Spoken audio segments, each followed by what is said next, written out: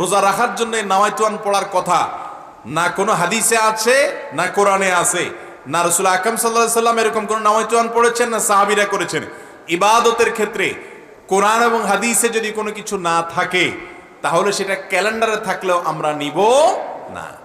এই জন্য দেখবেন ক্যালেন্ডারে এই নাওয়াইতুয়ানের শেষে কোনো হাদিসের কিতাবের নাম লেখা নাই যে বুখারী শরীফ, মুসলিম শরীফ, আবু দাউদ শরীফ, নাসাই শরীফ এরকম কিছু লেখা আসেনি দেখিয়েন নাই।